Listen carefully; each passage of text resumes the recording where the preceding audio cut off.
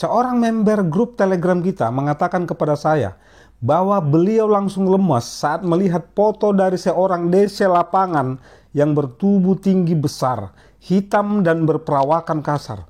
Ya, ala-ala orang timur gitu deh. Memang DC lapangan seperti apa sih yang kita inginkan sebagai seorang galbay? Untuk datang mengunjungi kita. Orangnya pendek kecil kurus atau kurus semampai gitu?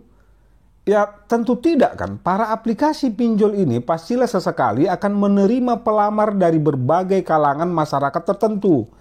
Kita di Indonesia memang tidak pernah bisa lepas dari stereotip. Stereotip berkaitan dengan penilaian atau anggapan seseorang mengenai suatu hal, baik etnis, budaya maupun kelompok sosial tertentu.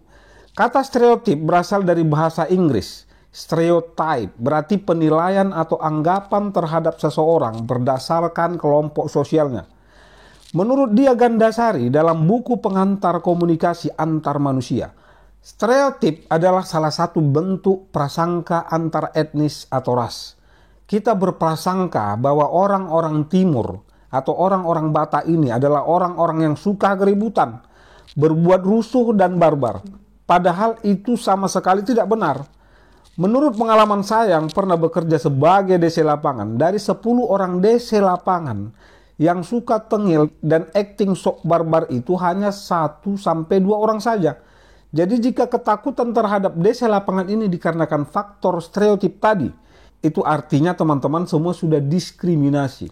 Karena sudah mengeneralisasiin semua orang timur atau orang Batak sebagai pribadi kasar, barbar dan suka berbuat ricuh. Kembali ke perihal teman kita yang mentalnya drop saat melihat foto DC lapangan tegap tinggi hitam tadi. Nah, jika DC lapangan orang timur tinggi tegap dan hitam, so what gitu loh. Kita kan bukan dalam rangka adu jotos ngelawan DC lapangan yang tinggi tegap tadi. Apa yang teman-teman bayangkan? DC lapangan itu datang lalu menyeret teman-teman gitu. Atau DC tegap tinggi tadi akan mengangkat teman-teman lalu melemparkannya ke atap rumah. Ini overthinking kebablasan. Ingat yang sudah pernah kita bahas di konten-konten sebelumnya. Bahwa ketakutan DC lapangan itu lebih besar dari ketakutan kita sendiri. Tidak peduli mereka mau berasal dari timur, barat, ataupun utara. Untuk itu jangan biarkan gestur-gestur ketakutan di wajah dan suara teman-teman terdeteksi oleh mereka. Atur ritme detak jantung teman-teman. Tarik napas dan jadilah pribadi santai saat menemui mereka. Jangan biarkan gestur takut tadi membuat mental mereka yang sesungguhnya takut dan ragu saat mengunjungi teman-teman berbalik menjadi berani dan akhirnya mampu melakukan intimidasi. Padahal yang seharusnya mereka lah yang terintimidasi karena mereka berada di rumah, tempat kerja, atau lingkungan teman-teman semua. Jadi teman-teman, temui itu DC lapangan dengan sesantai mungkin. Jangan ada perasaan malu, gentar, ataupun perasaan-perasaan inferior. Ingat, mereka bukan si pemilik uang yang kita pinjam.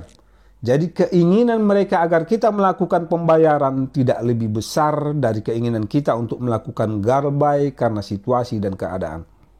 Buat teman-teman yang ingin bergabung pada grup Telegram kita untuk saling support, boleh klik link invite kita yang ada di deskripsi ya.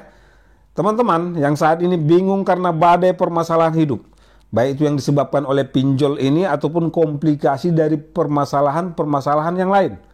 Jangan sampai kehilangan kepercayaan. Teman-teman semua harus tetap percaya bahwa semua masalah ini akan berlalu.